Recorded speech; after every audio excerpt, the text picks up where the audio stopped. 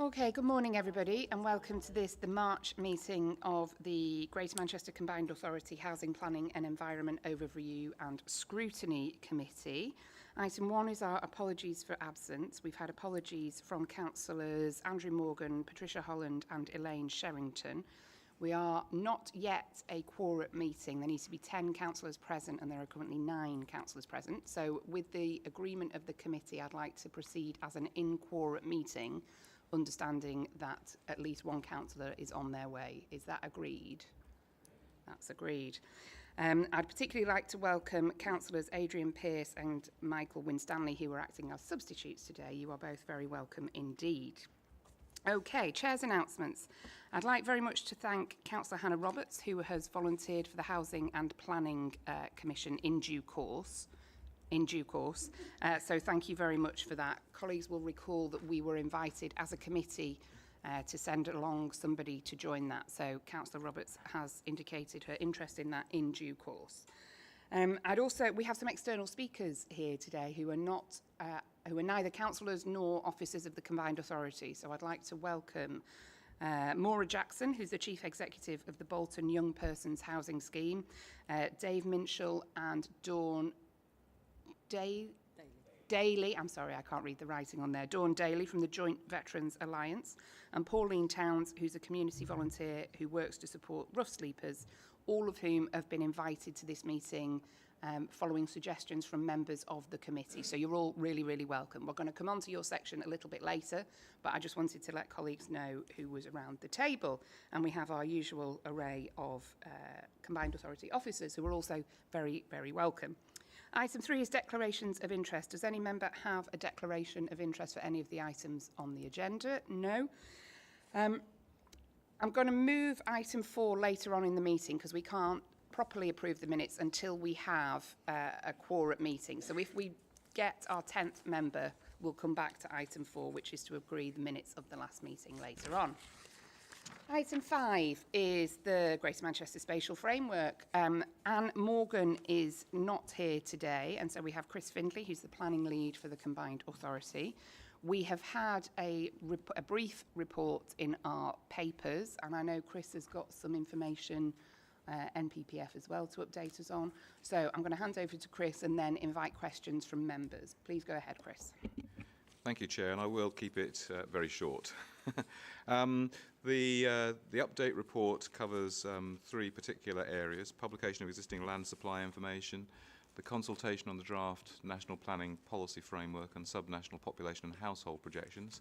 I'll just say a few words about the first 2 of those 3 items. First of all, publication of existing land supply information. We have not yet done that. We are hoping to do that very soon, I have to say. It's looking like the overall land supply position, in terms of numbers, will be about 170,000 land for about 170,000 homes. So that's across Greater Manchester. We think that on land within the urban area, we have a sufficient supply for 170,000 homes. That figure's quite important, and I'll explain a bit more about that when I come to the National Planning Policy Framework feedback. And I don't intend to say anything more on that. Hopefully that information will be out quite soon. What we are anticipating is when that evidence is out, there's obviously an opportunity for anyone who's interested to look at all of that and say, you've missed this site or you've missed that site. So there is an opportunity for people to actually look at the land supply position within the urban area. It is not just brownfield land, of course. You may recall the brownfield land registers were published just before Christmas, and you might have seen some PR around about the time from planning consultants working for landowners and developers saying, oh, there's only land for 100,000 units in Greater Manchester. There's therefore an absolutely enormous gap.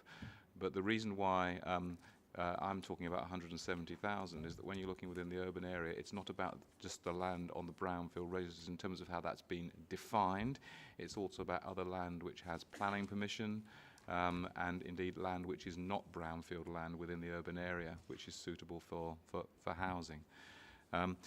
The second item, the National Planning Policy Framework, The NPPF is an incredibly important document at a national level in terms of how it operates and how local planning authorities have to plan, because effectively our plans have to be in conformity with the NPPF.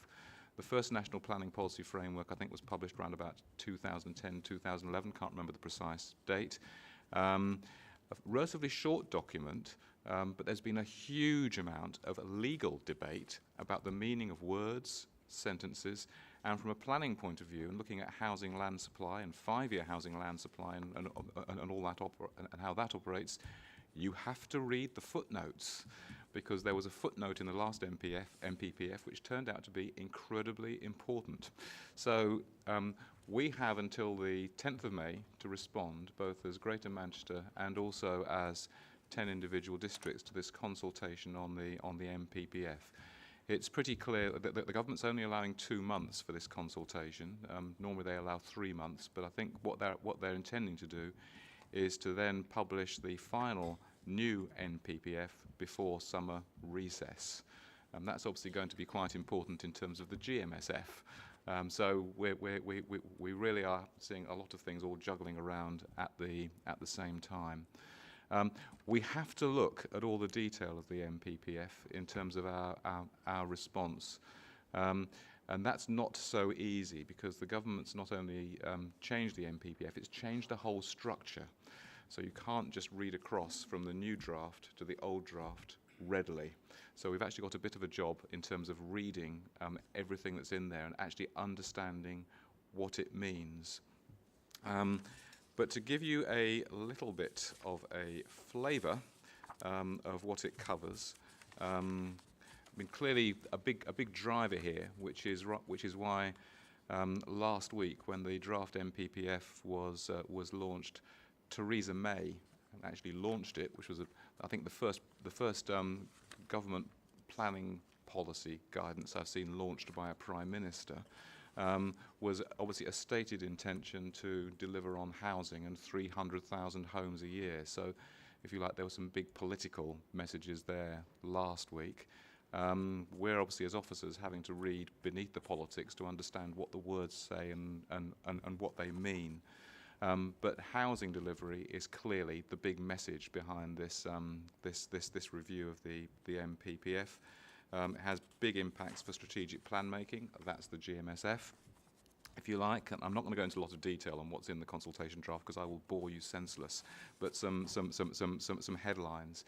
Clearly, one of the key things we're very interested in is where the government has landed in terms of this common methodology across the country on calculating, and sorry for a bit of jargon, but objectively assessed housing need. You may recall that the government published for consultation a new methodology for calculating objectively assessed housing need last year. The reason it did so was that at planning inquiries and planning examinations, that calculation is incredibly important, and a huge amount of time is spent debating what the OAN for an authority or a group of authorities actually is. And there have been all sorts of, it can take days, it costs hundreds of thousands, even millions of pounds across the country. So the government's decided to simplify all of this by producing one methodology. They published the draft last year. We're still awaiting it's either a new draft or a new final version. We're not absolutely clear, but that will be published with something called the Planning Policy Guidance, which is a document associated with the NPPF. And we're expecting that will come out quite soon. That figure on OAN is very, very important, because in a sense, and I am simplifying here, but it's useful to simplify, the determination of how much land we need outside the urban area, greenbelt, is in essence taking your OAN, subtracting your existing land supply, and looking at the gap. It's a bit more complicated than that, but that's why the existing land supply is important and why the OAN's important. So we're awaiting those figures with keen interest.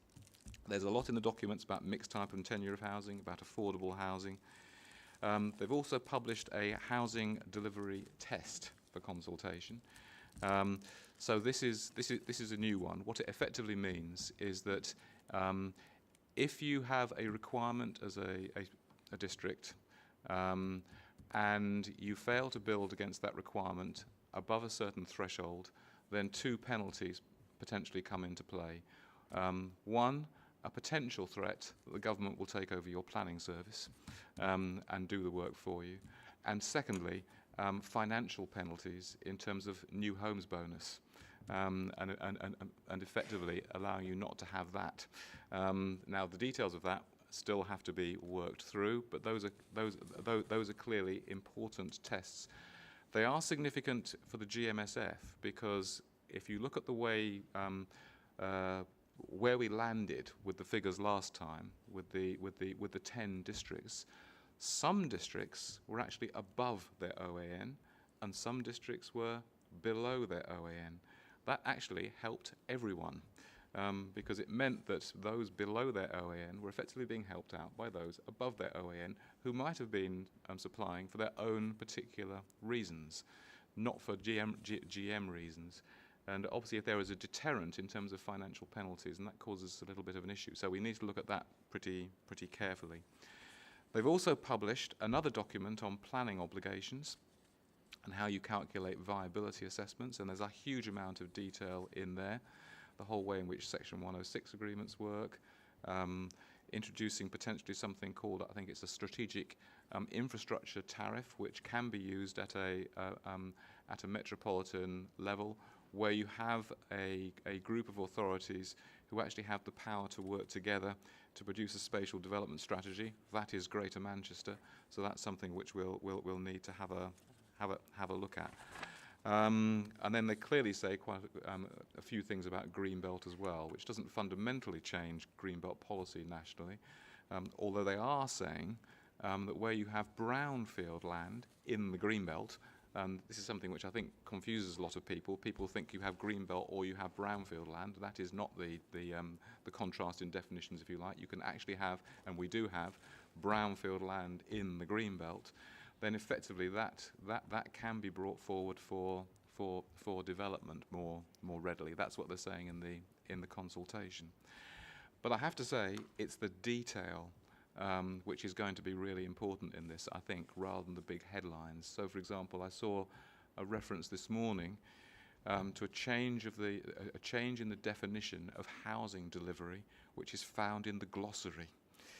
Which looks like a small tweak, but potentially has quite big consequences, and bigger consequences than some of the big headlines. So that's the sort of thing which we're going to be looking at as we approach the deadline for the consultation. Thank you, Chair. Thank you very much for that. Very quick question from me before I throw it open to colleagues. Was it initially suggested that the urban land supply figures would be published in January? And if so, why are they delayed to March?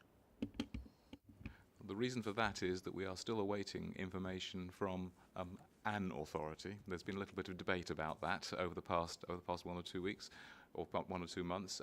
Obviously, we're producing information at a Greater Manchester level, so we want to make sure that we've got all 10 moving forward. We still have a little bit of an issue with that, but that has been discussed with chief executives and also with portfolio lead and the mayor. So I'm hoping it will be published quite soon.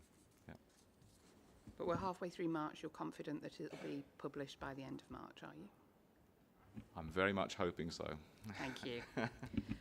Do any members of the committee have any questions for Chris at all? I've got Councillor Roberts first of all. Thank you.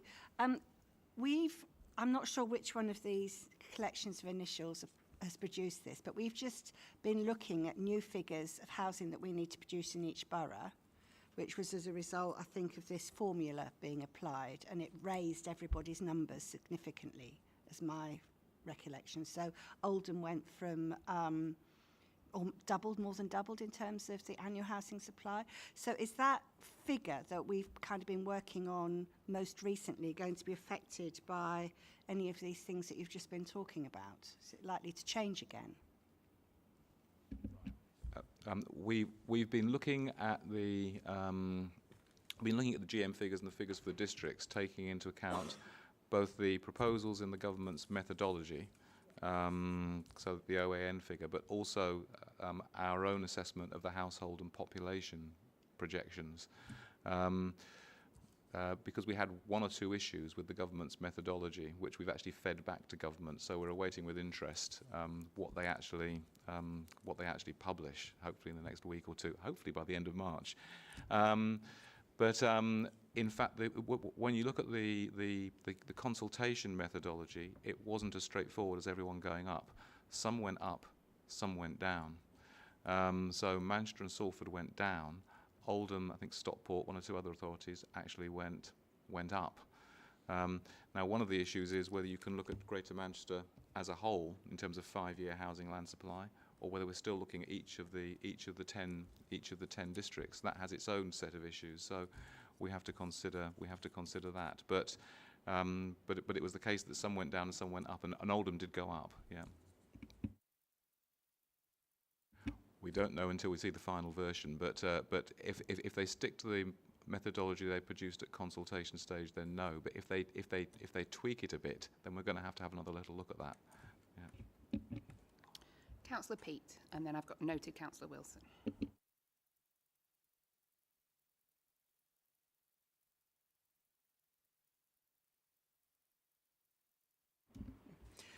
Just some clarification. I apologise if you've already answered this question, but I do have a bit of a hearing problem. It's to do with the figures. You said there were 300,000 homes per year needed. Was that across England, or was that just Greater Manchester? That's the figure the government is using in terms of what needs to be delivered across the country. Right. Yeah. That's what I thought. Well, you also said that across Greater Manchester there was provision for 170,000. Yeah. Just to clarify that, the government has said that we need to, the country needs to build 300,000 homes a year. That's what they're basically saying. So, if you like, this drive towards housing delivery is around achieving those figures, and Greater Manchester obviously needs to contribute towards that, as does every other area. In Greater Manchester, in terms of planning forward, we've got to look at the requirement, how much housing we need to deliver overall across the period in terms of the GMSF to 2035. And we then also need to look at what that means for each district. And what the government's saying is there's a methodology for calculating your objectively assessed needs. So that's, if you like, is your target figure. And you then have to measure your target figure against what you're actually delivering. Yeah. So if your requirement, for example, is 500 homes a year or 1,000 homes a year, and you're only delivering 300 homes a year or 800 or 700 homes a year, then the government's saying there's potential penalties for under-delivery. So the big drive is towards actually delivering. I think the threshold they've set is actually 75%. So what that means is, if using global figures, if your objectively assessed need means that you've got to effectively be building 1,000 homes a year, and what's actually being built is 600 homes a year, then there's a potential penalty around, or penalties around that. Of course, in many ways, it's unfair because councils don't build the houses and the apartments. You know, that a lot of that is actually the private sector. So that's one of the issues for us. But that's where the government's coming from. Does that cover your question? You clear on that? Yeah. 170,000 for. Now, let me explain that. Is more than half the figure from the SNPP. Yeah, It's a bit unfair, isn't it? The 172. What we've done is look at all the land across Greater Manchester. Okay, And this has been done at district level, and then we've added it all together. So it's looking at all the land across Greater Manchester within the urban area. So this is not about Greenbelt. This is about our existing land supply. What's got planning permission? What's allocated in plans? What do we think will actually come forward on other sites which don't have planning permission, which aren't allocated, but which we think are going to come forward, including brownfield land, but not necessarily just brownfield land. And looking across Greater Manchester, each of the 10 districts has done this job themselves. It's something which actually we've always been doing, because we've always had a requirement to produce something called a strategic housing land assessment, but it's probably not been as publicly known about until we're going through this exercise. But across the whole of Greater Manchester, what we're saying is, within the urban area, there is land to build homes, that's both houses and apartments, for 172,000 of those units. Yeah. Okay. I understand. Yeah. Thank you. Yeah. Councillor Wilson. Thanks, Chair. I just wanted to ask about the consultation on the MPPF. The draft response, our draft response, will that be coming to this committee prior to being sent? Our timescale is a fairly short one, so we've clearly got to get a response to the leaders in April. So I don't know when the meetings are of this committee and how they relate to that particular timescale. We've quite clearly got to hit that timescale. Well, Chair, could I ask if it is really unfeasible for it to come prior to being sent, that it obviously comes to us afterwards anyway, if that's okay with you, Chair? Absolutely. Either way, ideally prior to being sent, but if it's not possible, understood, for it to come to us. I also wanted to ask about the impact, not just for either the districts or Greater Manchester, but therefore the local authorities outside of Greater Manchester, because I understand some of the work around the Greater Manchester Spatial Framework and some talk from government in the past has been around how we work together, not just in terms of Greater Manchester, but actually say how we work with others like the High Peak or wherever. Because obviously there's a crossover there. Is this going to be picked up? Is there more details about that, or is that being strengthened, or basically any information you have on that, please? There is a if you like, legal requirement for planning authorities to consult. It's under the headline, the duty to cooperate. There is a suggestion, and to be honest, I can't recall what this latest draft says about this, but they're now talking about that being that evolving. So not only a duty to cooperate, but, and I can't remember the terminology that they use, but it's effectively a kind of statement of cooperation or something, which we actually need to produce. So that need to work with authorities around Greater Manchester is still very, very much there. Whether that's High Peak or Cheshire East or Warrington or Chorley. We have talked to all those authorities, and we will need to continue to do so. Yeah, I think this is really crucial, because I think it's actually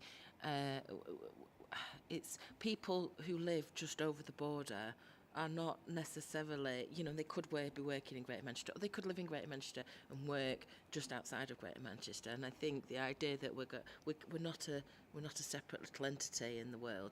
We have to work with our neighbours. So I think it's really, really important. And I think there are all of these authorities that border external authorities to Greater Manchester understand that there is I think attention's the wrong word, but there's this to-ing and fro-ing of population where between work and where they live, and that has an impact on infrastructure, and I'm not just thinking highways, but education or hospitals or whatever. There is that. So I think there's a real importance that we get that right as well. So wherever we're asked to comment on that, I think it's really important that we understand what we need, and we make that clear in any kind of consultation responses or any dialogue we have on that. No, that's absolutely the case because, as you quite rightly say, Greater Manchester is not an island, and in fact some of those relationships are actually very, very strong relationships across administrative boundaries. You know, I think to the south of Greater Manchester, for example, I'm not sure a lot of people would know whether they were in Greater Manchester or not. You know, when they're travelling between Greater Manchester and parts of Cheshire East, for example. Yeah. Yes, the number of people who put Cheshire on their address who live in various parts of Stockport.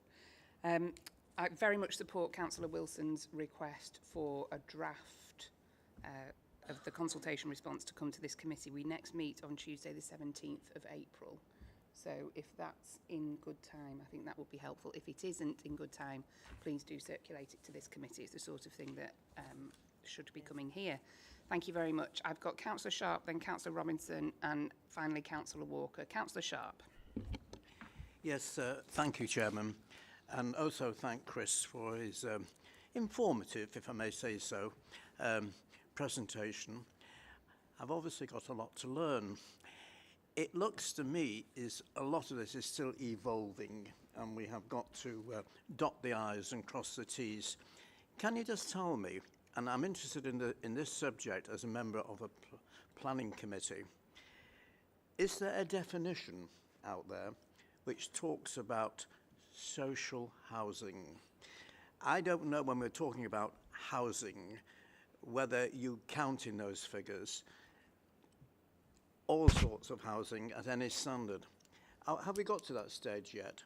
Because wherever I am sitting on a planning application, there are always members who say to me, and what provision have you made for social housing? So I don't know whether we're at that stage yet. Is that defined in these figures? Right. In terms of the definition of affordable housing, there is a national definition. And that national definition effectively says that affordable housing is social housing. So that's effectively housing which is, if you like, operated by councils and registered social landlords. Affordable rent, so that is rented housing which is 80% of market rents, and shared ownership, which is a kind of mix between owning and renting for people, and helps people to get onto the housing market ladder. The MPPF talks quite a bit about affordable housing for sale, I have to say, which I haven't quite got my head around yet. In the draft of the GMSF which we produced, there was only really a scant reference to affordable housing, because the view was taken by the 10 authorities that was a matter to be dealt with at local plan level.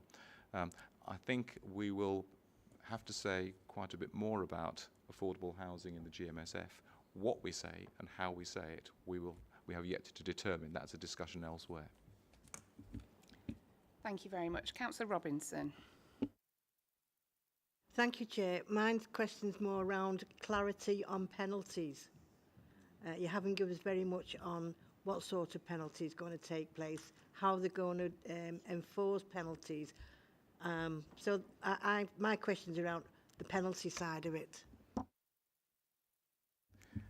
Right. The government's criticism, or one of its criticisms, I suppose, of the planning system, is that local areas have consistently under-delivered. Not all local areas, but a lot of local areas. It's criticised the fact that some authorities don't have up-to-date plans.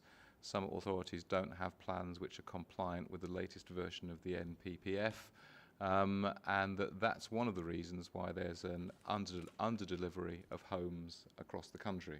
I actually don't agree with that analysis, but that's where the government is coming from. So that the penalties it's talking about, as far as I understand them, potentially involve, and it will be a little bit more complicated than that, and to be absolutely frank, the NPPF was only published last week, so I'm still getting my head around it. But I think what they're effectively talking about through this housing delivery test is that if an authority consistently fails to deliver housing, so this is actually the number of homes being built in its area, at more than 75% of the build rate compared to the requirement for that area, then two things could potentially happen. I suspect if any authority gets into this position, there's going to be a lot of discussion and negotiation, I have to say, between those authorities and government. It won't be quite as simple as this. It never is. But what they're potentially talking about is government takes over the planning function for that authority.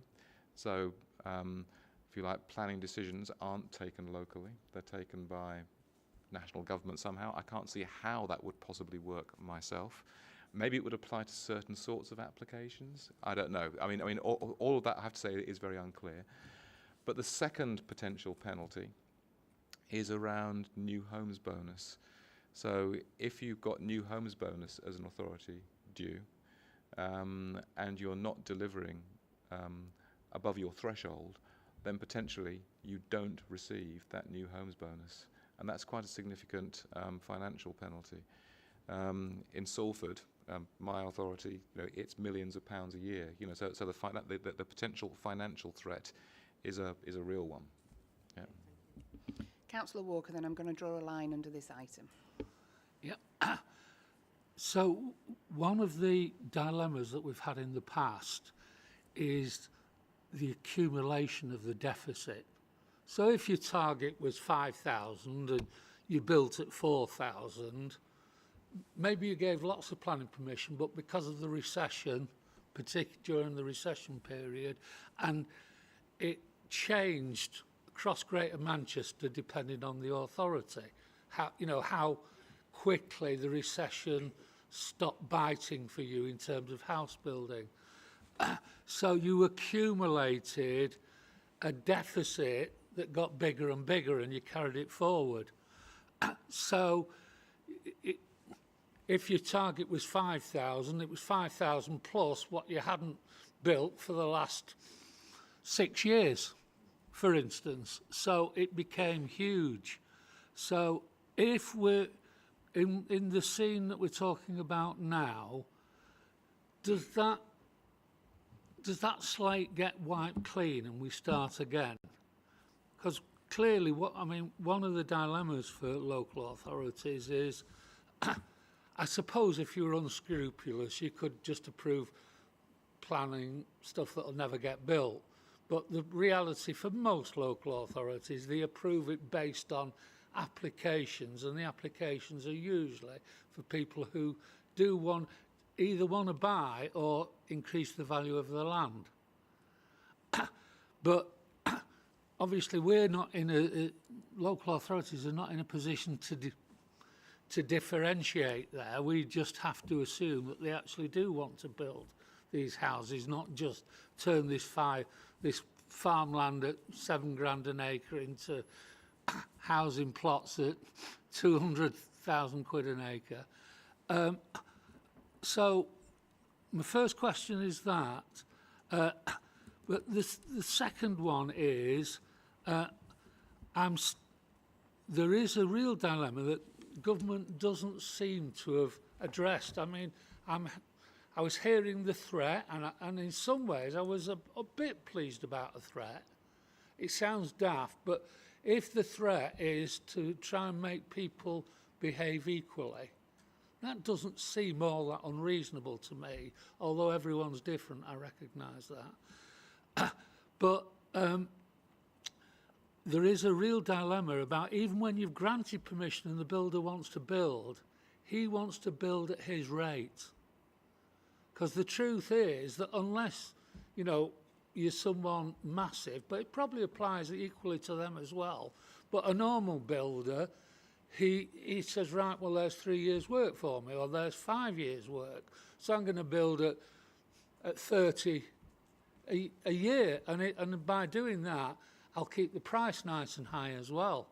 So even though we've approved it, it doesn't get built, and these targets are not about planning permissions, they are about physically built, aren't they? And I just wonder whether the government's got round to grasping that nettle.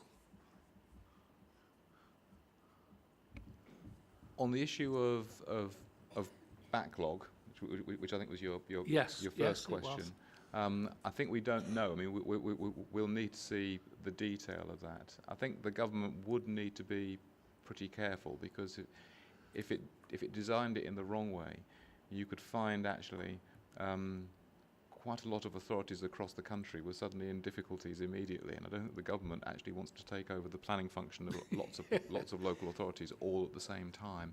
So I would suspect they'll introduce this in a careful way and then up the ratchet, if you like. That's what they've done with some other things. It is very much about building, as much as about planning permissions. Yeah. You know, so and again, using Salford's figures, Salford has planning permission for 20,000 homes. You could still be in a position where you've got planning permission for 20,000 homes and are under-delivering because the homes aren't being built. You know, so that's one of the dilemmas around this.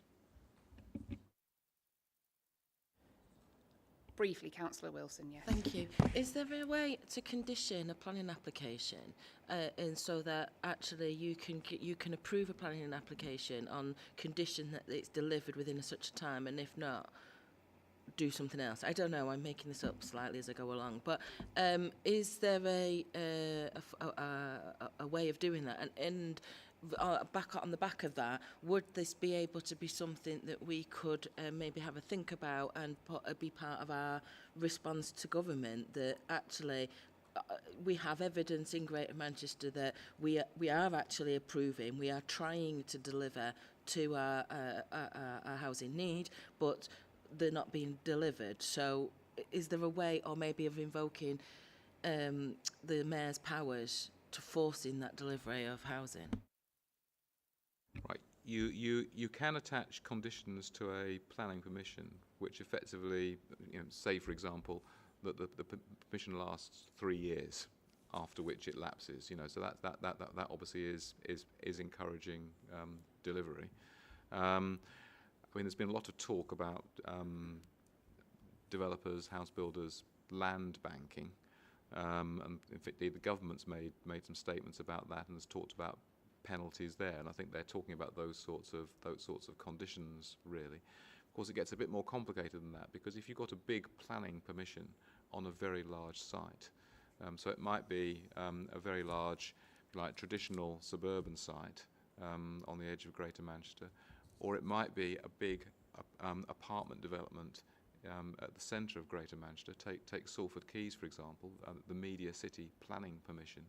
Then you wouldn't expect to see all of that coming out in 2 to 3 years, because the number of homes you're delivering is actually really big on the back of one of those permissions.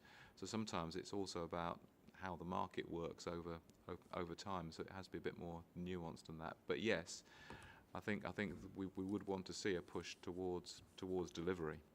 Yeah. Thank you very much. With PERDA on the horizon, I imagine you're very keen to hear from your final local authority who's putting their numbers in. Yes, good.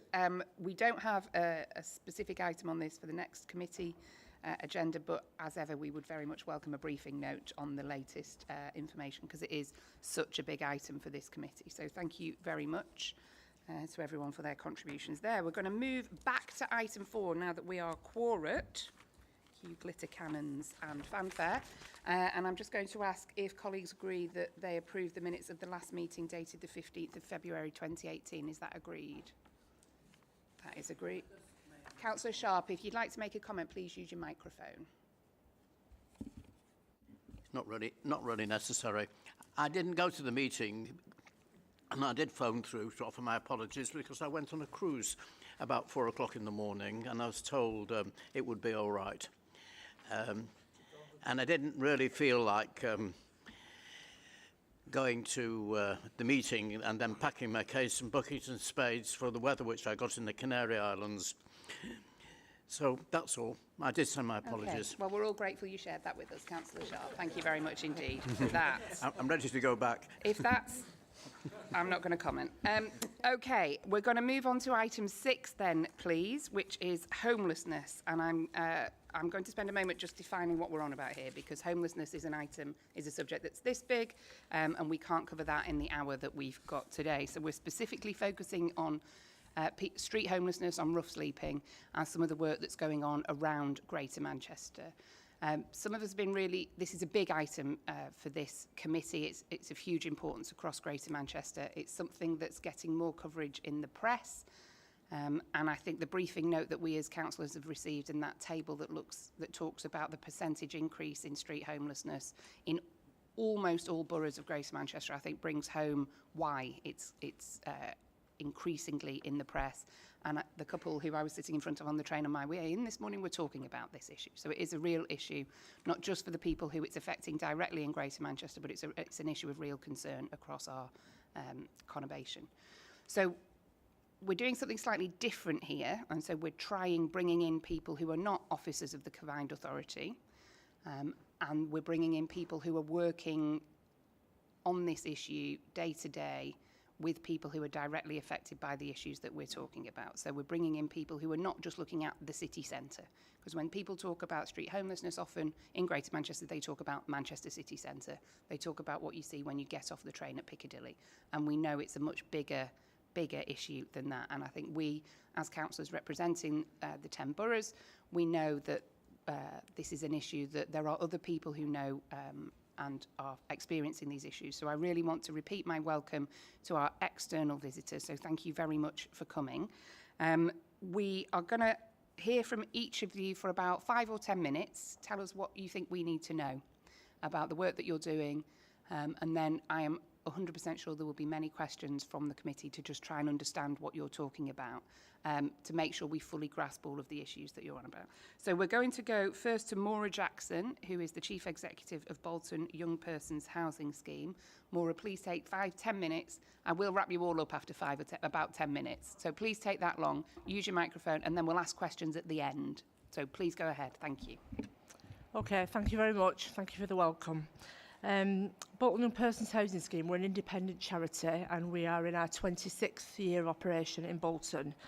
We've got the absolute worst title in the world because it's too long, and actually it's pretty rubbish. It doesn't really sort of explain what we do in any detail.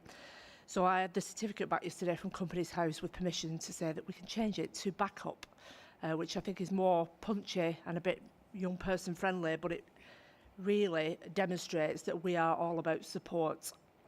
So whilst the foundation of our work is about accommodation and making sure that young people are safely accommodated, that's the tip of the iceberg, because once they're in, the rest of it is about the support and the work that we do one-to-one and in groups to make sure that the young people move on, are living safely and are developing independent living skills. So the reason why we work with young people at this age is that over 50% of young people known to homeless services across the UK are in the age bracket of 16 to 25, so it's a disproportionate number compared to the homeless population.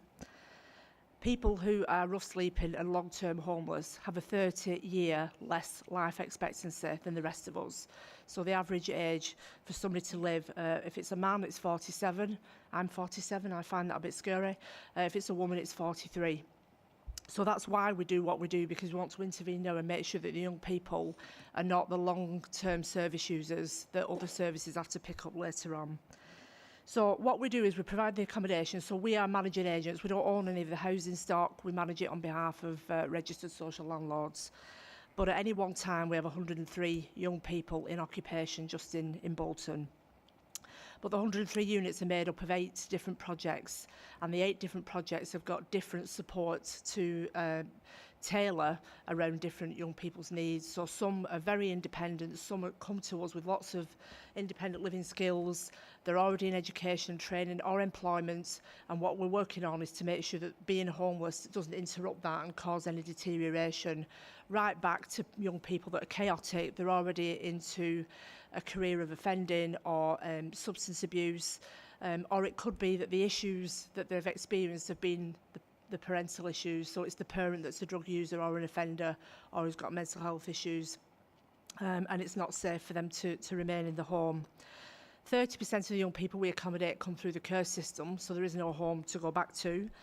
And what we do is basically tailor our support to the young person. So 85% of our budget every year is spent on staffing, because after the accommodation, my biggest commodity are the people that work for us, because it's the relationship that makes the change with the young person. So we have a support plan, we meet with them regularly, daily in some cases. We have got a 24-hour project, which is our most intensive. And we've got somebody at the back of a young person all day, and that could be around, you know, have you put clean underpants on? Have you brushed your teeth? Have you been to this appointment? Have you, you know, thought about this? You know, try to get them to forward plan and think about real basic stuff that they just have not had before they've come to us. So in some cases, we do play the role of the corporate parents, quite literally. What we do, the outcomes, we've got about an 87 to 90% success rate, and for us success is relative. So for one young person it could be that you know, they've escaped domestic violence, it could be that they've stopped using substances, it could be that they've gained employment, that they've moved on into their own independent accommodation. But for others it can be that, you know, they've got a routine, they're getting up in the day and sleeping at night, that they stop using medication. You know, the outcomes, positive outcomes are so varied. But we have a very high success rate, and I think that's down to the tenacity and the persistence of the people that work with me. In 6 years, we have quadrupled in size, and we've gone from having 33 units and shoehorning young people into what we had, because it's all we had, to having a portfolio of 103 and being able to offer people choice, not just around location, but around the type of service that we can offer them to meet their particular circumstances at that time. And so that has reduced the number of people that have dropped out, that have lost placements in our service significantly. And in the last year and the year before, we only had to ask 5 people to leave each year, which I think is an incredible statistic. In 26 years, we've never evicted anybody. We've always found a way around the problems that are being presented at that time. Last year, we were the North West Charity of the Year at the awards in Manchester Midland, which was fantastic. And we employ 6 ex-residents, 1 as a project manager and 5 as full-time support workers, in the 30s and 1's in the 40s. So, you know, they're from way back when the scheme was in its inception years. But that's another statistic of which I'm very proud. I mean, I could talk for about 7 hours about the project, so I've only got 10 minutes, but you asked what did I want you to know, what are the 2 things. So my key points for today would be the welfare reform and the sanctions around benefits for young people, which are totally disproportionate to the rest of the population. So we've got a young man living with us at the moment who was sleeping rough, who was street homeless, and because he missed some benefit appointments during that time when he had no fixed address, when he did eventually come into our service and was kind of registered and tracked down and caught up with and went to try and apply for benefits, they gave him a 6-month sanction on benefits. So that was 0 income for 6 months for something that had happened 4 months before when he was rough sleeping. So we came up with a plan to try and keep him in the accommodation so that he wasn't penalised, because I think in another service they would have just said, no, we can't take you. So we've basically been subsidising him, and he's been entitled to hardship allowance, which I think was £20 a fortnight. And now that his benefits are due to be reinstated, he's got to pay those £20 a fortnight back out of the money that restarts in about 3 weeks' time. So I think he owes the benefits agency about £2,000 after having 6 months of no money. So the sanctions that are applied, and we've used and exhausted all the appeals process, you know, we've followed the mechanisms that are in place. We had to wait 6 weeks to be able to put an appeal in at the beginning. So we have done all that, but it's causing homelessness. It's not helping us at all. And my second point links into what you were talking about earlier about affordable rent.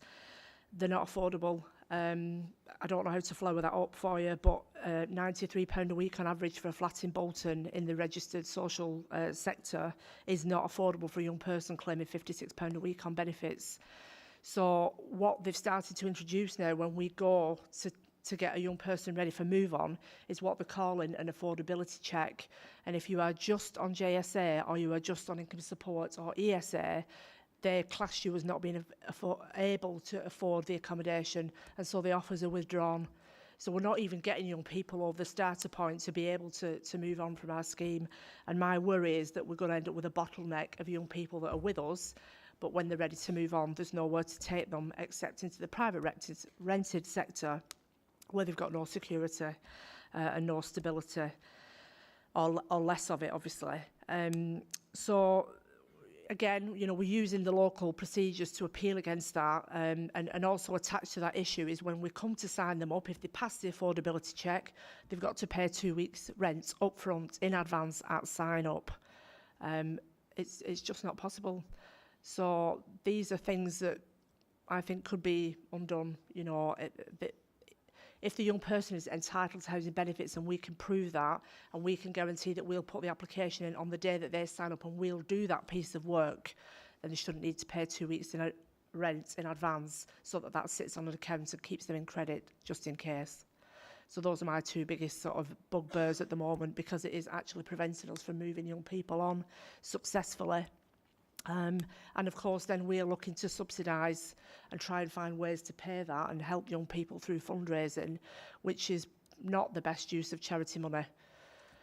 So I think that's probably it. I brought some leaflets about the scheme which I'll pass out. If anybody wants to come and talk to them, you know, in their own authorities about the service or how we can set something up in your borough, I'd be more than willing to do that.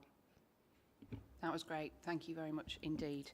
One thing I forgot to mention when I was introducing this item is that all of our external speakers are here because they were recommended by a member of this committee, and that's why we've got the spread of people from around Greater Manchester that we've got today. And if there's anybody sitting here listening to you who's not thinking, goodness me, that's not the country I want to live in, then we all need to have a word with ourselves. Okay, thank you very much indeed for that, Maura. That was great. So we're going to move on now to Dave Minshall and Dawn Daly from the Joint Veterans Alliance. Over to you. Good morning. We're slightly different. The fact is that we're actually classed as outreach officers where we physically work on the streets. We are based in Salford. I'm a veteran. I came here to work along Salford Armed Forces Veterans Network, how I met Michelle Barnes. Basically, the network itself collapsed through one reason or another, and I appointed myself as an outreach officer to work within the streets of Salford and Manchester. Initially, I worked in Manchester because there was a great problem of veterans being on the streets out there when we first started back in February 16. However, I've been on the streets myself from October 15, having a walk around and introducing myself and actually getting to be known by some of the veterans on the streets. We came across about 19 when I first started, and within about the first 4 months, we actually removed a lot of them off the streets quite quickly by using the organisations that we've got. Back in the end of 16, we changed our roles slightly and decided to take on adults at risk as well within Salford, because obviously that's our base area. Because it works out like there's one veteran to every 10 people which are classed as homeless, and we couldn't possibly walk over 9 people just to deal with a veteran. So obviously for our experiences, I've actually been homeless myself within the last 7 years. So I've actually been on the streets and I've seen some of the situations that's gone on.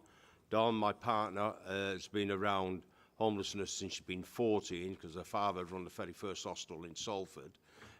And the background for myself and Dawn is that we go all the way back to primary school together. So we've actually been around each other for a long, long time, so we understand how the system is. And Dawn's actually had times on the streets as well. Obviously, a lot of the organisations that do work in the Manchester and Salford area who are doing a very, very good job, I've never actually experienced what it's like to be on the streets. So obviously, there are all them, you know, obstacles that get in the way, and with that little bit of extra knowledge for us, it comes in handy. Our veterans and the civilians are actually, sorry, my version, the civilians are dealt with in the same way, because obviously it's all homelessness at the end of the day, up to sort of certain levels where certain agencies are involved, where we can go in different directions. They're going about veterans with PTSD. Civilians have got PTSD because obviously they've all come through trauma and everything else in the way that they've come through their life. The big issue for us is the fact is the longer and longer the people are on the street, the longer and longer you've got problems with mental health drugs, alcohol, anxiety, depression, and obviously suicidal tendencies, in which is obviously how we've managed to lose a few people. So our situation is obviously trying to get the people signed up by us so that we can actually go through a process of then going and acting as an advocate for them to work through the system that a lot of people do not understand, and which is very, very complicated by the bureaucracy of your red tape. Some of it is common sense, and some of it is obviously your straightforward guidelines, the way that you do things. It's so easy to get through some of the systems and actually get people into these properties that you've got sat around the whole of Greater Manchester that have been empty for years. You're on about pulling buildings down, rebuilding new buildings and everything else. Why not just restructure some of your buildings and actually get your people off the street? With this universal credit that you've got coming in now, you're going to increase your numbers by 25%. And that's a set record already being discussed right across the UK. Because this universal credit is going to cause many, many complications, which it's already causing. Obviously, Mr. Burnham made the great speech of how to resolve all the homelessness by 2020. He ain't got a dog in hell's chance, because it will continue to go on. We have noticed, obviously, within your SWEP area, in your winter, you can get everybody off the streets. If you've got an event going on in Great Manchester, you can get everybody off the streets. If you can do it then, why can't you get them off the streets otherwise? From my point of view, we actually deal with the people on the streets. We run a soup kitchen in Salford. We're feeding anywhere between 15 and 50 people a night. And they're not all homeless. These are people that have been sanctioned by DWPs, managers. They are actually losing the houses. Yeah, so we're trying to do the prevention, as the councils are as well, now looking at your prevention of homelessness. But the point is, the lady Moira has just said there, your big issues are when you're putting people into a house, first of all, you're taking them off the streets, and some of them have been on there for years.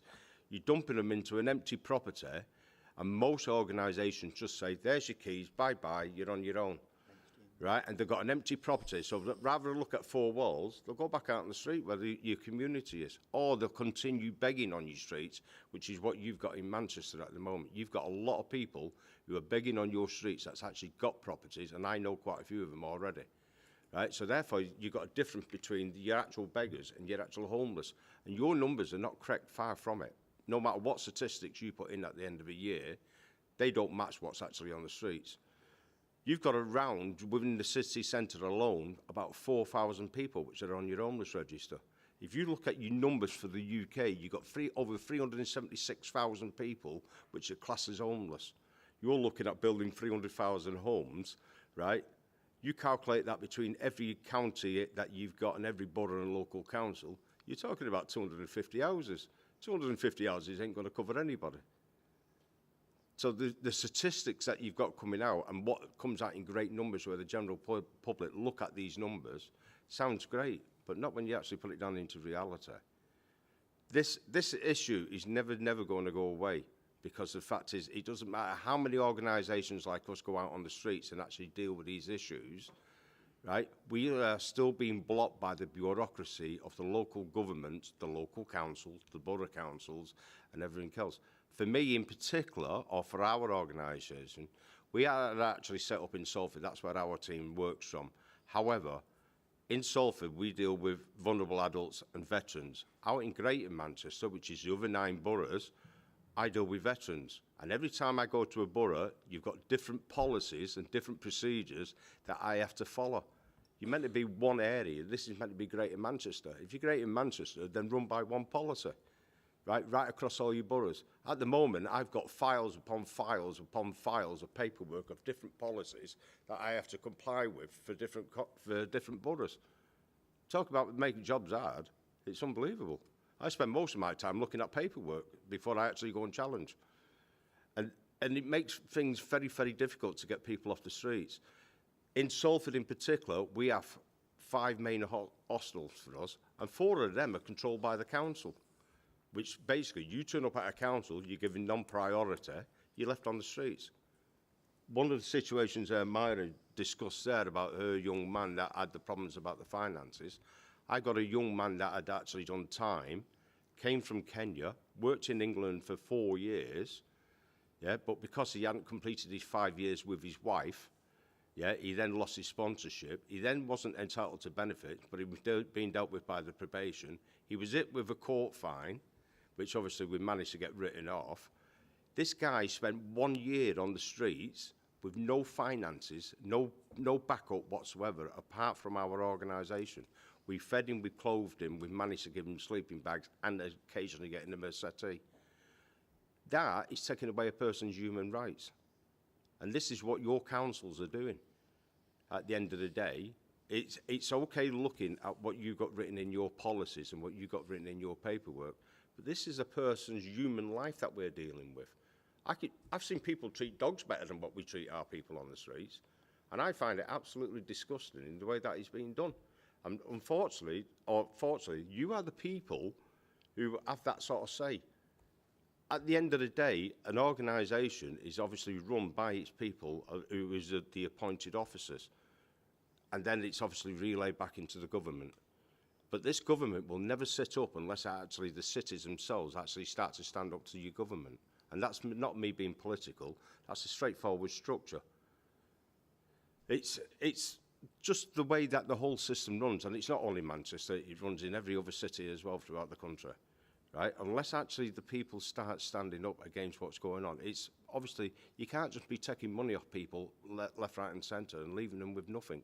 They've reduced obviously all the incomes of what people are going to get in housing benefits and everything else. And as Margaret quite rightfully said, you're asking for the 90 odd pound to £110 to move into a property. You want 2 weeks rent up front. Where do you expect an homeless person to get that? Especially when you moved him in between his actual benefits. So he's spent his benefits because he thinks he's going to be on the streets, and then all of a sudden he's offered an house and got told he can't have it because he hasn't got the rent money.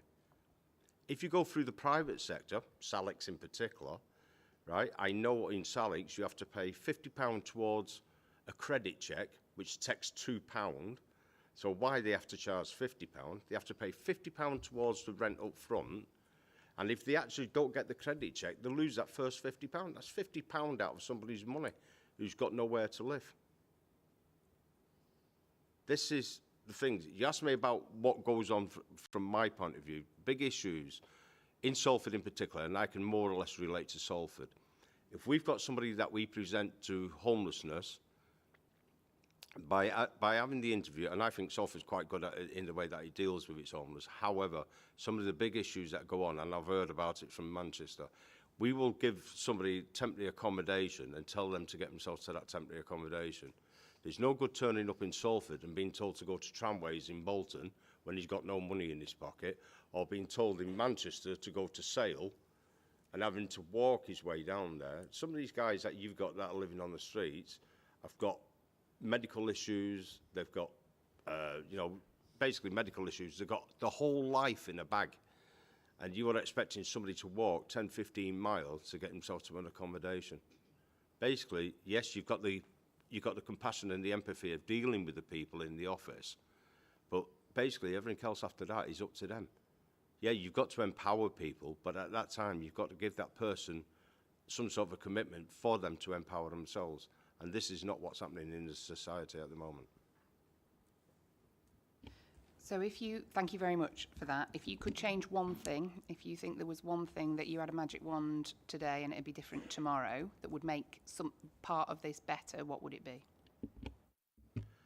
For anybody who presents themselves homeless, they're actually given a location of where they can actually go and put themselves. If they are physically homeless on the streets, that you can give them a set place where they can go, even if it's temporary. So the fact is, organisations can deal with them in one place, rather than having to, within each city. So you've got all these high-rise blocks, right, that you could actually use one of these high-rise blocks specifically to deal with your homeless on a temporary basis. So the fact is, agencies can actually deal with that homeless person rather than having to run around the city to try and find out where he is, which obviously takes a time basis.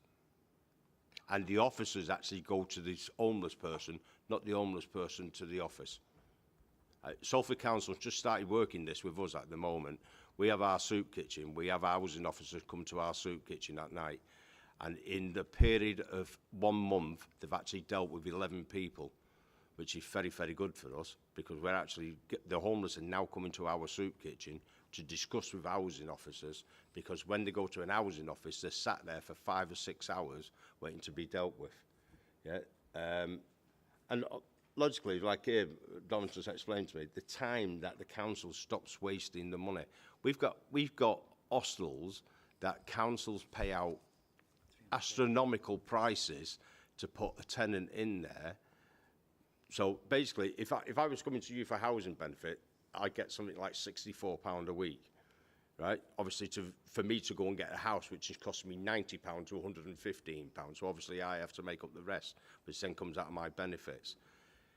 Yet councils will go and pay a hostel £370 to £400 a week for a client being in there, right? For them still to have to pay out from their benefits a certain percentage for the staff that actually work there, which is actually being paid by an organisation beforehand. So basically, I know obviously one organisation, and I won't say it, but they charge £17 per week for a client being in there. That's £34 out of benefits, which a person's earning £144 a fortnight. Yeah, they have to keep it themselves going for that. On top of that, even though that high money is being paid by the council, they're having to pay for the use of a washing machine, the use of a dryer, and that's all meant to be incorporated in the prices. And that's not only one organisation, there's many organisations like that. I think basically whoever deals with your homelessness in each of your boroughs needs to go back and investigate some of these actual agencies that are running hostels and actually review the prices. And this is where a lot of your money is being wasted. Thank you very much for that. That was extremely interesting, so thank you both of you for that.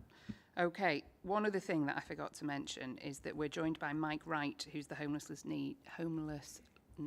lead for the combined authority. Mike has the good sense to live in Bredborough Green and Romley, which is my ward. So he's here to answer any questions that the committee might have from a combined authority point of view, but we'll come to him later on. We're now going to come to the last of our outside speakers, who is Pauline Towns. Welcome, Pauline. Pauline's a community volunteer from Tameside who works to support rough sleepers. Thank you very much, Pauline. Thank you for inviting me. The group that I work for is actually a national group called We Shall Overcome, which was set up we're in our 4th year now, as a pro-community and anti-austerity group. Each town and city that's involved with We Shall Overcome has its own WSO going on in that town. And the reason we do that is that we can then answer the needs that are in our own specific areas. So I kind of have a bit of insight into what's going on right around the country, because there's about 265 We Shall Overcomes nationally at the minute. In Tameside, it's very much a 24/7, 356 days a year. We even still got the packed lunches and the food that we do out on Christmas Day, along with presents for everybody.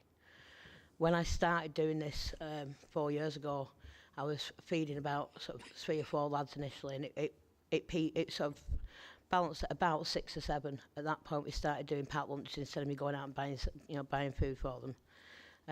I did 38 packed lunches yesterday in Ashton, and we ran out. So the numbers are growing astronomically. There are a number of reasons for it. One is very much the universal credit is having a massive impact. We have people that are not dealing very well with the finances, and you're paying them the rent, so they obviously are unable to prioritise that. And then we have a situation where we have people that become long-term homeless because they've got an arrears against them, so they can't access social housing again. We've also got a lot of addiction issues. We have a lot of substance abuse issues, and sadly, again, because budgets are being slashed, the support services that are there, the professional services, are going down. I've had 3 people that I've taken who have been suicidal in the last 6 months, and we've been unable to find a psychiatric bed for them in the northwest. The last one was a young woman who was sectioned to Durham because that was the nearest psychiatric bed. I'm at the funeral this afternoon of a young man that we have lost, that we did fail with, despite everything. His social worker brought him to my pub and left him at my pub because she had nowhere to take him, and housing had turned him away. He had extremely complex needs. He became a friend. I fed him every day, and he came to trust us.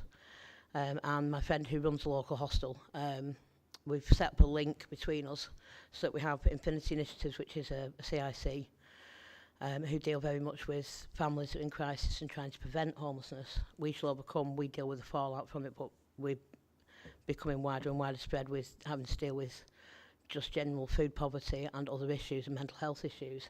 And then the impact service, which is where I would disagree slightly with, I agree some hostels are being paid over the odds and not providing the service. I think when it's done right, our impact service in terms that I know from speaking to people around the country is second to none. They are charging, housing benefit quite a lot of money for those lads being there, but they have support 24/7 and they continue to support them after they've been housed, which I think is massively important and quite unusual in hostels.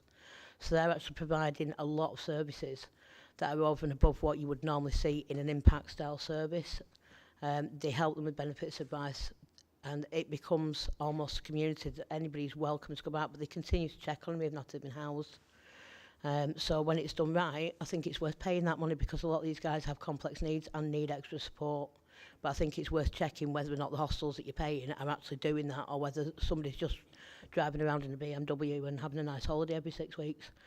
And that was no reference to Canary Island cruises, by the way. I think the other thing that we're finding is that it's intimidating to access the system.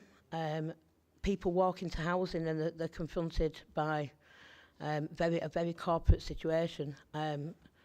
Quite often it's luck of the draw on the advisor that you get. We have a couple of really good advisors in Termside, but we have some that are quite frankly rude and very unempathic.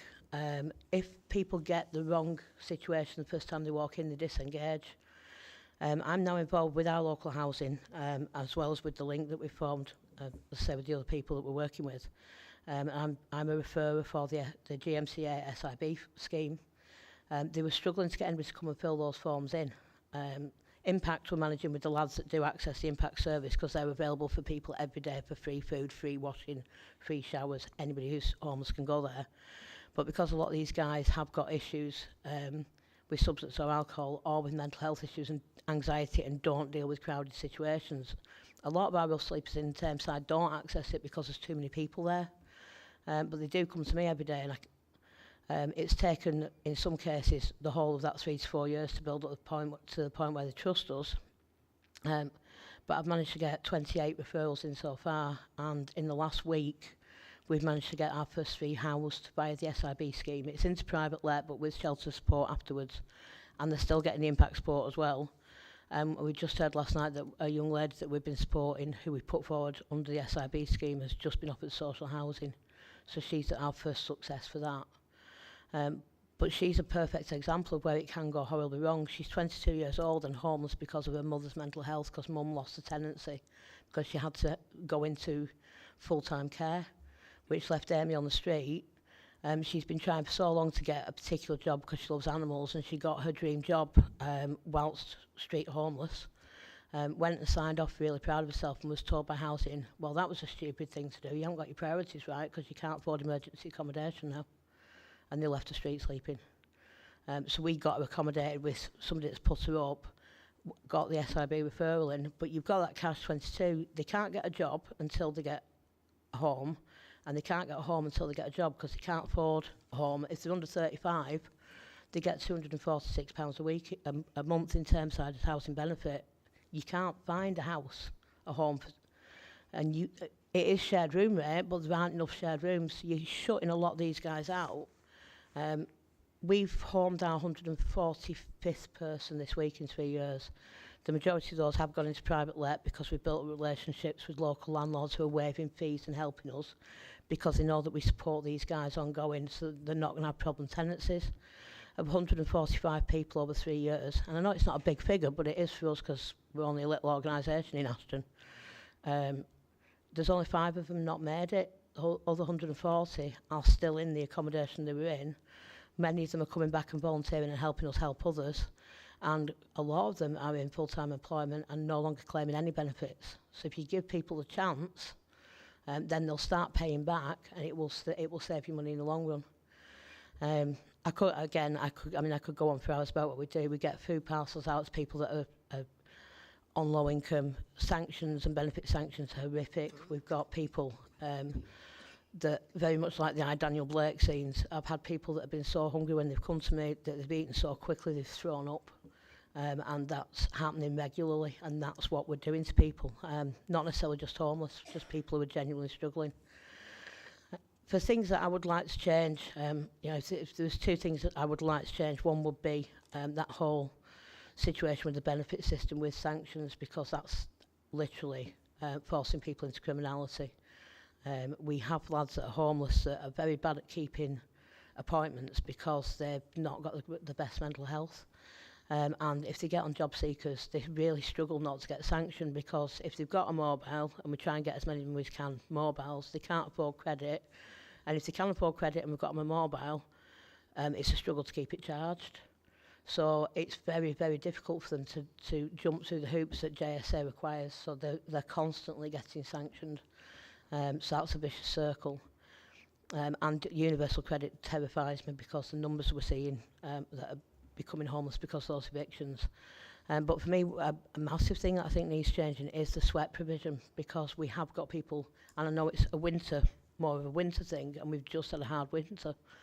But the severe weather, it's supposed to be severe weather emergency policy. It only covers temperatures if they fall below 0. We're lucky in Ashton and in Thameside that our council trigger it on day 1, not on day 3. So every time it's going to be 0 or below, our lads have the opportunity to come and get shelter. And we've managed to streamline it. So they come to me, I make the phone call direct to housing via Impact. We already know where they're going to get placed, at the fire station or wherever. And we've managed to cut that down, so instead of it taking 4 hours to get somebody placed, it takes on average 6 minutes. And my pub's open every day, so they know they can come, and even if I'm not open, they knock on the door. But there's no provision for other severe weather, and there's no provision under wind chill factor. We've had people that have suffered frostbite this winter and hypothermia this winter when it was above 0, because the wind chill wasn't factored in. But as well, we're going into that sort of spring period where I have people's tents blowing into rivers and falling down, and they're wet through, and you know they can't access any emergency provision for anything other than temperature. So for me, that's something that needs looking at, and I appreciate that's at government level. But that again, if you start looking at how many people we've lost this winter, and the numbers of homeless deaths, and they're not all being reported. We've lost 2 in Ashton recently through suicide, because they were just so desperate they couldn't go on anymore. And we've lost another one through hypothermia just in the last month or so. And then another one through an accidental overdose. So, you know, I'm spending far too much of my time going to funerals at the minute, and we need to change that, because our people are dying. You know, I'm not going to stop doing what I'm doing, but everybody that is involved with We Shall Overcome, we're not a registered charity, we're not CIC. A lot of what we get is physical donations to actually, you know, sandwiches are donated from one group, chocolate or whatever. And then we just collect money when we're physically housing somebody. And we made a conscious decision. We didn't want to be a registered charity because nothing comes out of the pot. I don't get paid. None of the volunteers who work with me get paid. We have no premises costs because it's all run via my pub, and that's the same around the country for everybody. None of us even take petrol money or travel expenses. It is all purely voluntary. But it just gets a little bit tiring at times when you're seeing people that are salaried for dealing with these people turning away and looking the other way. And some of the policies and protocols on priority are ridiculous. Again, with the young lady I spoke about, her decision letter stated that she was low priority because, and it actually stated it, because she had no drug addiction and wasn't pregnant. So the message that 22-year-old girl was given was, go out and get yourself pregnant, smoking a crack pipe and we'll give you a council flat. Not, well done for getting a full-time job and we're going to help you. And that, quite frankly, is disgusting. Because that's a message that they tell their friends, and before you know it, we're back in the 70s where people thought the way of getting housed was to start spitting babies out, and we've got enough babies having babies. That's the next generation that we're going to have to deal with, because there's nothing there for them. I don't know what all the answers are. I do know I'm going to be out there every day doing what I'm doing, but thank you very much for giving me an opportunity to speak to you. I appreciate it.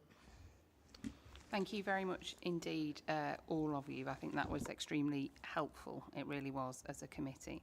I'm going to ask Mike to say a couple of words, because you talked about the social impact bond money. and that's something that not all colleagues may know all of the details about. So Mike, if you were able to speak a little bit about social impact bond and maybe some of the Trailblazer stuff as well, I think that would be helpful to learn what is happening from a GM level, and then I'm going to open it up to colleagues to ask any questions they may have. Please go Sure, ahead. that's fine. I mean, that was extremely powerful, and the messages that we receive loud and clear every day, actually. And I'm happy to come back on some of the specific points, particularly around SWEP, around accommodation, around priority need in particular. But I will just pick up a couple of the Greater Manchester programmes that we have up and running. Really pleased, Paulie mentioned the social impact bond. The social impact bond was commissioned in December for entrenched rough sleepers. So we've commissioned a service to deal explicitly with people who are entrenched, who are on the streets, who have particular support needs as well. And as has been stated, it can take people years to engage with services. So that service takes referrals directly from individuals or from services. So far since December, it's had nearly 200 referrals in. So Tameside, I know, has done really well out of that. And already there are 17 people who are either in accommodation or about to go into accommodation who were entrenched rough sleepers. People need to engage, need to be willing to engage with the programme.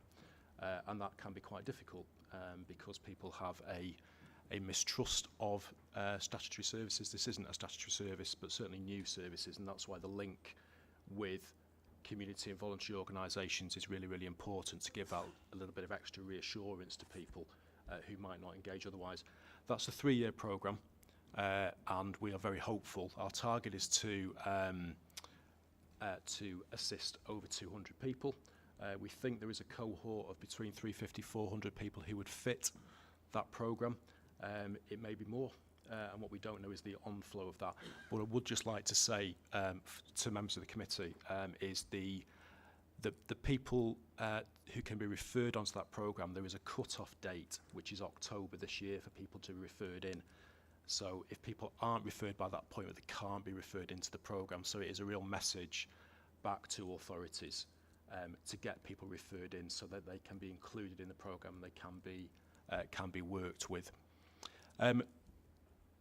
Chair, you also mentioned the Homelessness Prevention Trailblazer programme. This is a programme which Greater Manchester bid for, it seems like an awful long time ago now, actually, and we still haven't actually had a penny from the government, but we have a promise from the Prime Minister that there'll be £3.7 million to come into Greater Manchester. This is not specifically to rough sleeping, but it is around rough sleeping prevention, and the idea is that it's around preventing homelessness, which in the long run is the only way we will be able to tackle this issue, to stop people coming into homelessness.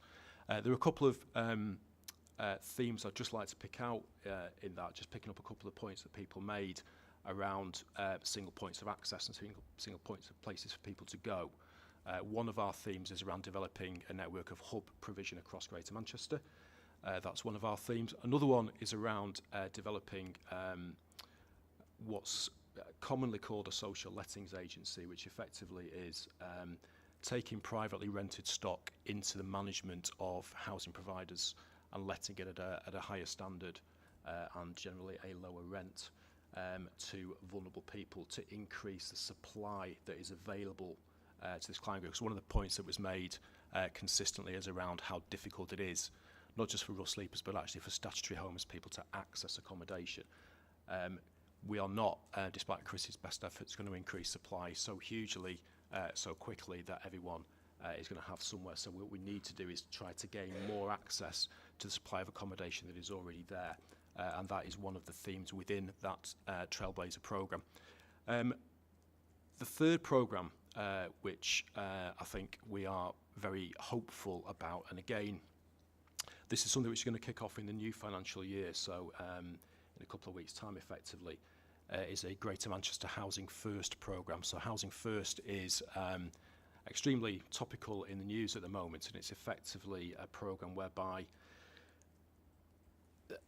people who have very specific support needs normally go through a process where they go into maybe bed and breakfast, then into a hostel, then they move on to supported accommodation, and if they prove themselves in supported accommodation, then they get a property. And actually that is a very difficult journey for people with very, very high needs.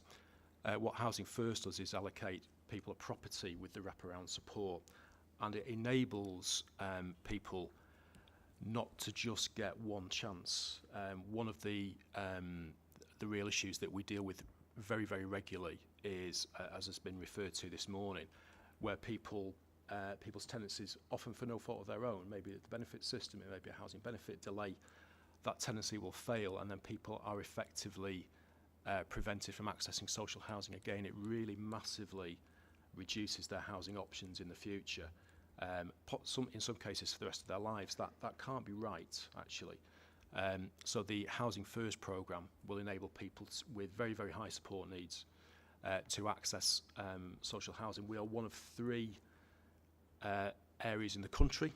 So there's ourselves, Liverpool City Region, and the West Midlands. So the 3 devolved combined authorities and mayoralties are getting a share of £28 million from the government. That's over 3 years. We currently don't know what our allocation is going to be. We do know, because of the political priority for homelessness and rough sleeping, that there is a need to get a move on, and government are keen for us to do that. More than happy to come back to the committee when we get a final settlement and to explain a little bit more about the programme when we get details from what the government wants us to do. That's probably all I want to say for now. Happy to take questions and join in the discussion. Thank you very much. In that, unsurprisingly, I've seen a number of hands go up very quickly. I'm going to start with Councillor Winstanley, then Councillor Robinson, please. Thank you, Chair. Struck by a number of points that I think contributors have made, and what I was, a couple of things that came through to what I was thinking about was, I think, Maura, you said 30% of young people that come to you come through from the care system in Bolton, and I was wondering what impact that has as well across the 10 districts. So in terms of what we do as corporate parents when they're leaving our care, what are we doing actually to try and help them not get into that situation? And I think there's certainly something that as across the 10 districts we could do better in terms of preparing young people for when they do leave the care system, so they're not in that situation where they're forced to rely on people like yourself. So I think that's something across Greater Manchester that we need to look at in terms of that when people are leaving our care. But secondly, there seems to be a common theme, I think, from all 3 contributors about the bureaucracy that's faced at a local government level. And from a combined authority, is there anything that we could possibly do to look at perhaps standardising some of those policies and to look at where we need to get in order to make sure that at least wherever you are in that system, you know that you're working with the same criteria, not different in Salford to Wigan to Tameside. And I know as local councillors we'll all argue that we've got slightly different needs, but I think really we need to look at the commonality here and how we can streamline that process so it's a lot better and a lot more efficient as well. So there were a couple of points. Thank you very much, Councillor Winstanley. I've got on my list Councillor Robinson, Councillor Pearce and Councillor Wilson. So I've noted that you want to ask or to contribute as well. I'm going to ask Mike to talk about your final point there, Councillor Winstanley, about standardising across the 10 boroughs. Mike. Yeah, it's a really good point, and it does come up quite a lot with us. I need just to contextualise this, because the CA has no homelessness duty, so we are assisting the 10 boroughs. Common policies, particularly around allocations and common approaches towards how people are treated in terms of the homelessness system around priority need and local connection, are all things that actually we're explicitly working towards. We need local boroughs to cooperate with that, but also to put their point of view, because there are some differences. But there is a real opportunity, I think, for Greater Manchester. You're absolutely right, to do things differently. People don't recognise borders necessarily between authorities. There are neighbourhood areas that people recognise. That happens all over the conurbation. The point I would just like to make is the committee may well be aware that there is a new piece of legislation which is being enacted on the 1st of April, which is the Homelessness Reduction Act, which was promulgated last year. We've had a year to plan for that. So we have got commitment from Greater Manchester boroughs to use the same IT system. So people should get the same kind of experience, the same kind of decision letters. Not exactly the same service because that's for local boroughs to organise, but people should see a greater similarity. And part of the reason for that is that the first stage of the new legislation, which for the first time introduces a duty on local authorities to prevent homelessness, is blind to local connection. So what it gave us a real push as 10 local authorities that there should not be a perverse incentive for a poor service somewhere else, because people have a right to present wherever they want to present to. That should also, I did mean to say before, take away the focus on priority need at point of presentation, actually, in future. So priority need does not come into that prevention duty. So we should see, through the Act, a greater level of assistance to single homeless people, and that was part of the reason why the Act was brought in. So just to follow up on this point, though, so the combined authority doesn't need powers for the 10 local authorities to act in a more coordinated way.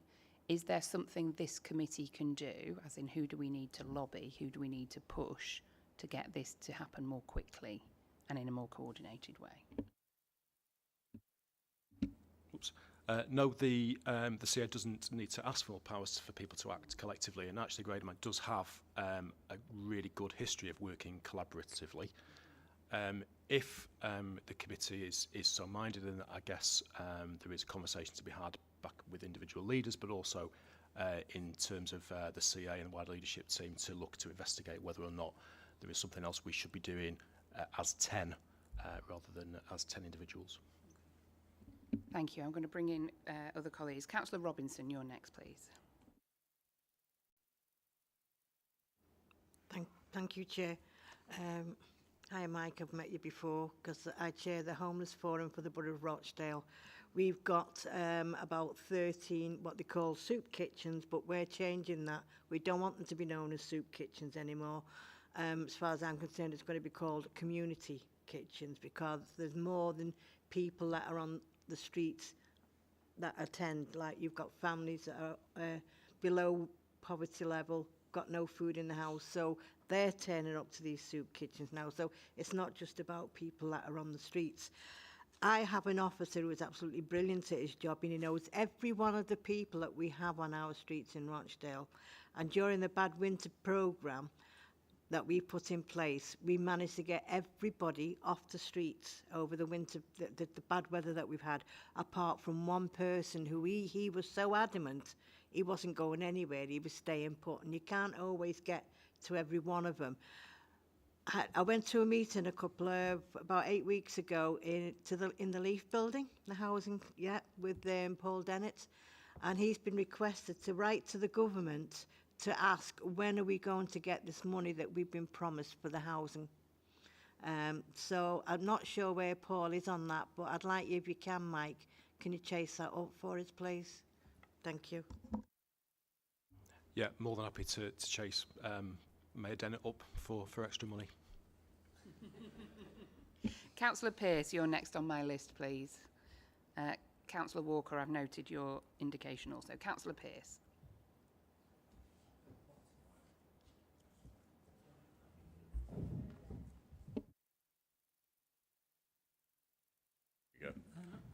Okay.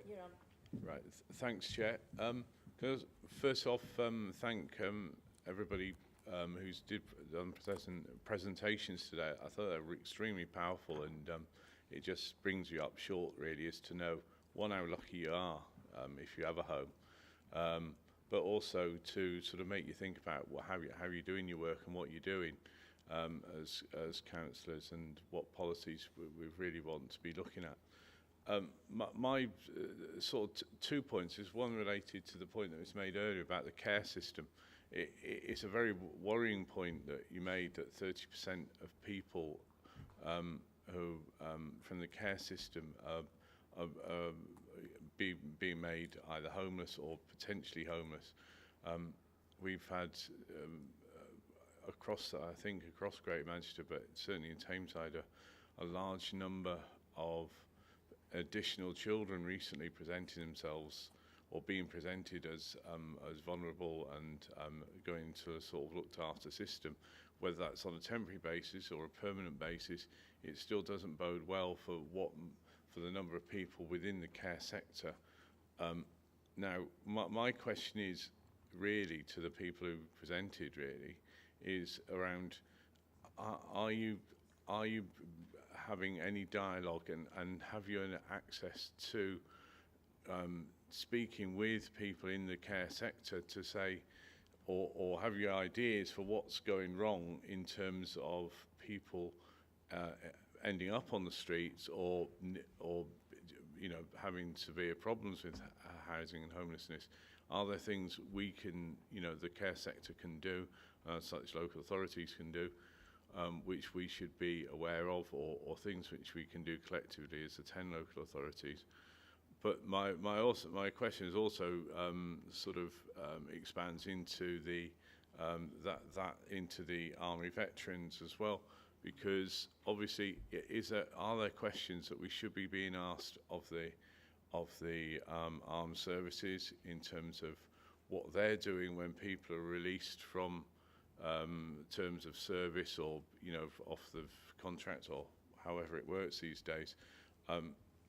It's particularly worrying that for me, because I was a student in East London in 1980 and lived in a part of East London where a lot of the people who were homeless then were ex-army people. Some who'd been on the streets probably since the end of the Second World War, and it was probably what can we be doing more to intervene at an earlier level from the evidence you have of people you've been meeting on the streets? That's my questions, really. Thanks, Chair. Thank you, Councillor Pearce. Dave, you indicated that you had something here. How do I turn off there? Go ahead, Dave. Press your button and crack on. Right, Adrian, thank you for that. I think I could answer that actually, because I was involved in something in Nottingham before I came back over here. The gentleman that I worked for was a person that had been involved in making the government recognise PTSD and was highly involved in the Covenant, obviously for the armed forces. One of the things that was put into places in the MOD itself was the fact is the Duke of Wellington's regiment did a trial basis of preparing soldiers a year beforehand, prior to their discharge, as to making them aware of what's going on within a local community. Because obviously, when you're in the military, you're totally controlled by everything within that sort of sector. All bills are paid for you and everything else. So therefore, like when I came out, poll tax was around, never even heard of poll tax. So it came as a bit of a shock system. I was still working on the rates.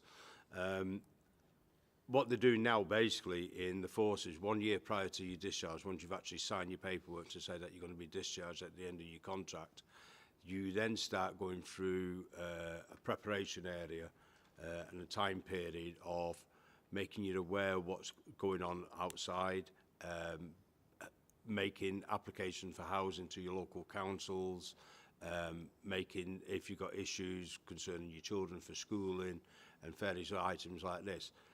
This is now actually started to come into place on a regular basis. This started in 2014 and went from 2014 to 2015, and it proved to be quite successful. They've now pushed this right across the MOD. So now basically soldiers are now being prepared for coming out, or soldiers, Navy, RAF, they're all being prepared now for coming back out into civilian street. However, what you have got is you've still got the generation of the ones which are on the street, which are in the region.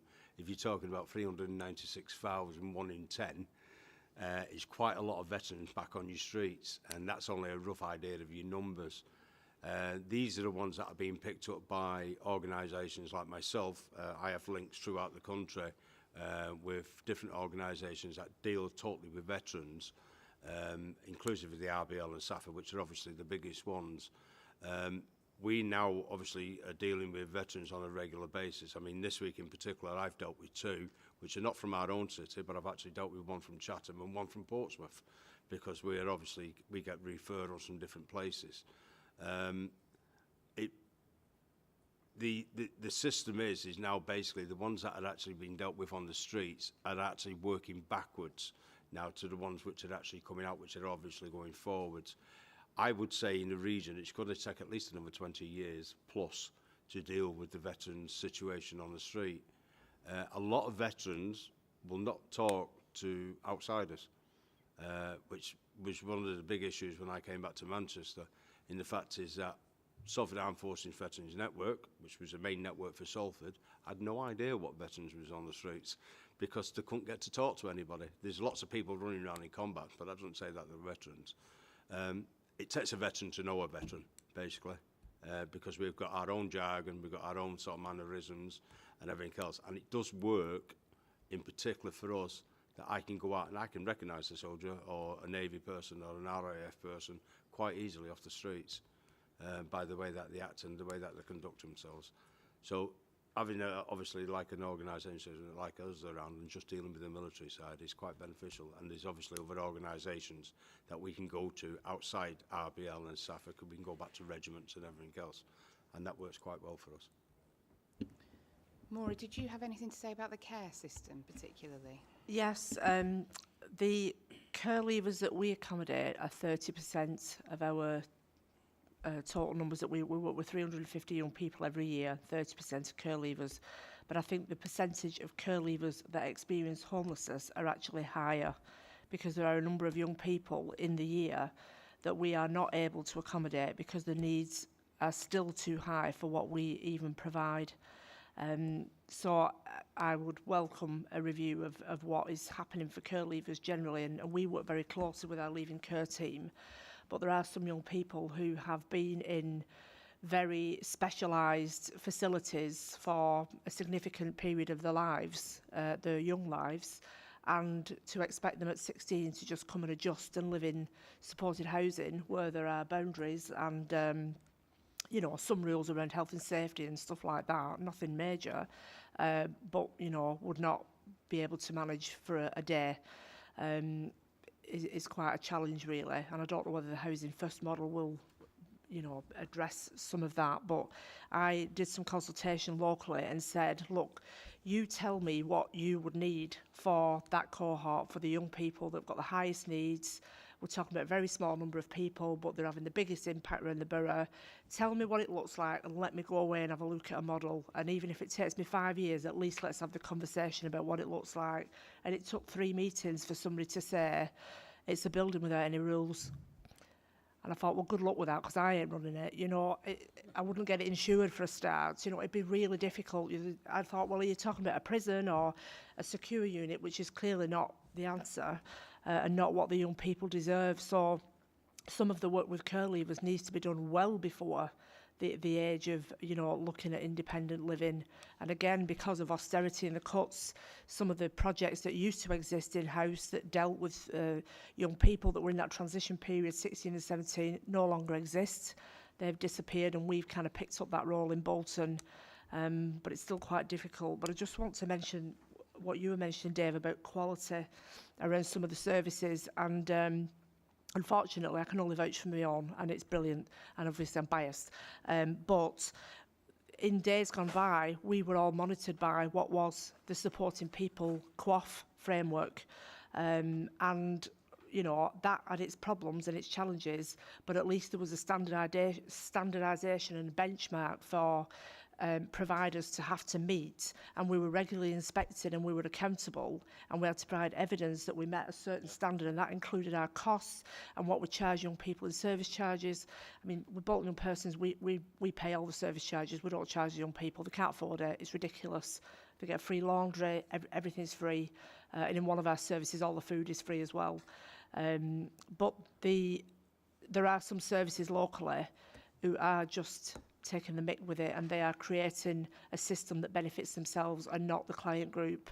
And one registered social landlord I've stopped using because we had shared houses, and the price of the house, say the house was £100 a week for a family, when we were taking it on, it was £100 a person, because we're putting a person in one bedroom and a person in another bedroom, and they were sharing the rest. And I was met with blank expression when I said, why are we paying £200 a week for the house when if it was a family they pay 100? Surely it should be £50 each and then the service charges. Well, if you want it, that's how much it is. You're claiming housing benefit anyway. What's your problem? So there is some need for some scrutiny to come back. And again, I know it's because, you know, people are struggling with resources, they haven't got time to come and do it, but we used to welcome those inspections because we knew that young people would stand up and say exactly what we said. You know, we were transparent, and that process itself did get rid of some dodgy providers, but we're going backwards. We're going backwards. Thank you very much. I've got two other councillors who've indicated that they want to ask a question. I've got Councillor Wilson and Councillor Walker, and I'll take you both together, if I may, just because I'm conscious of the time. Councillor Wilson.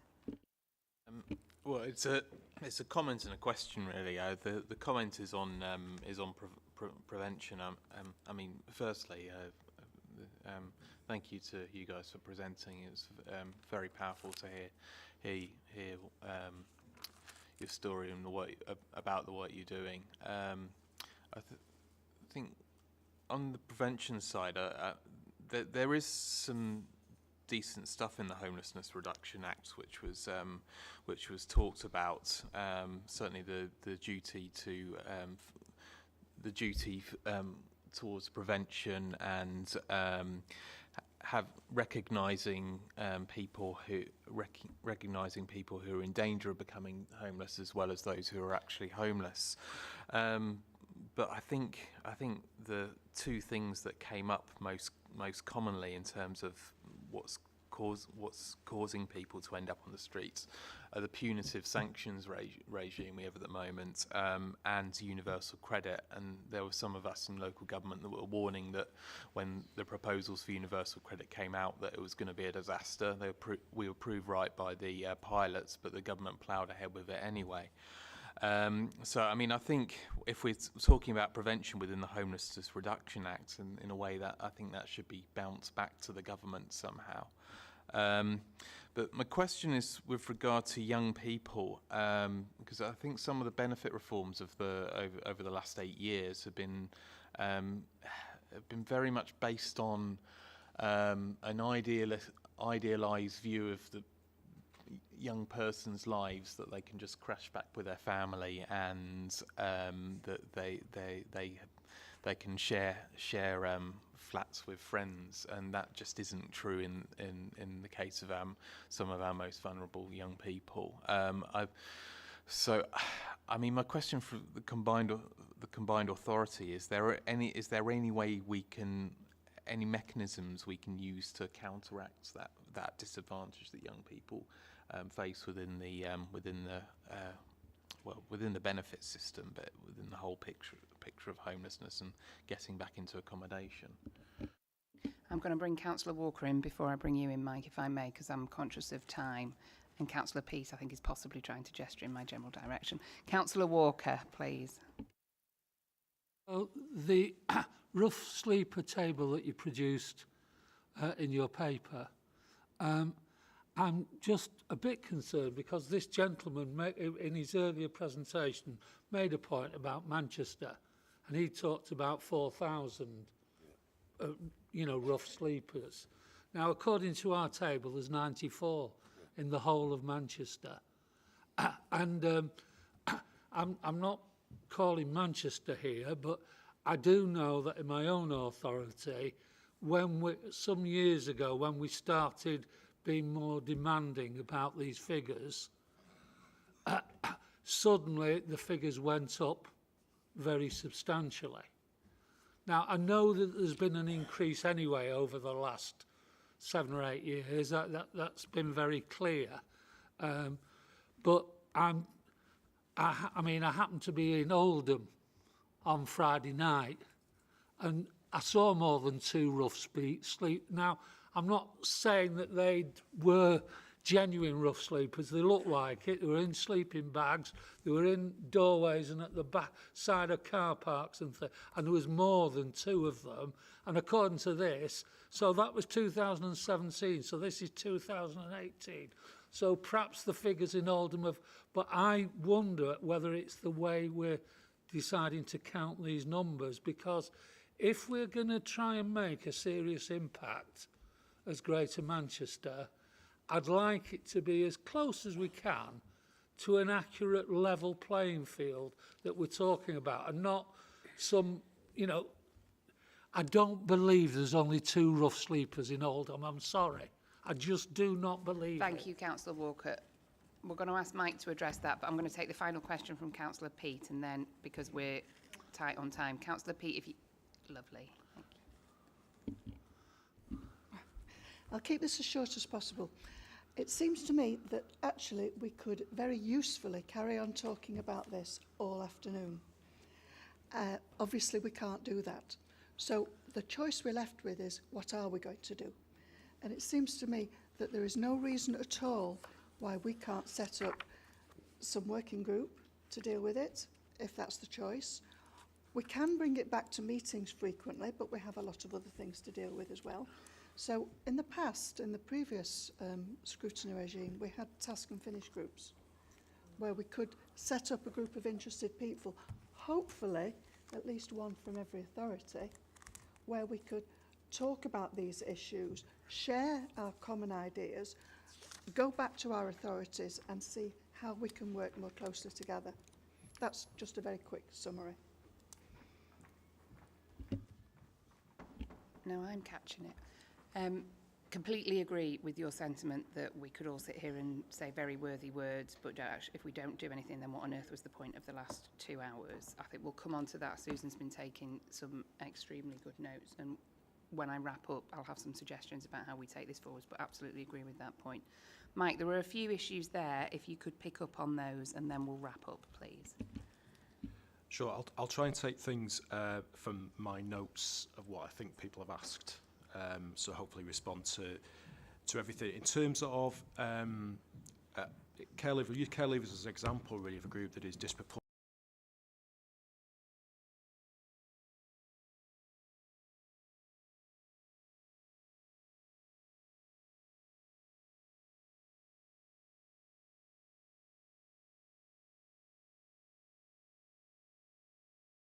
That to make that real. There's also things around hospital discharge, prison discharge in particular as well.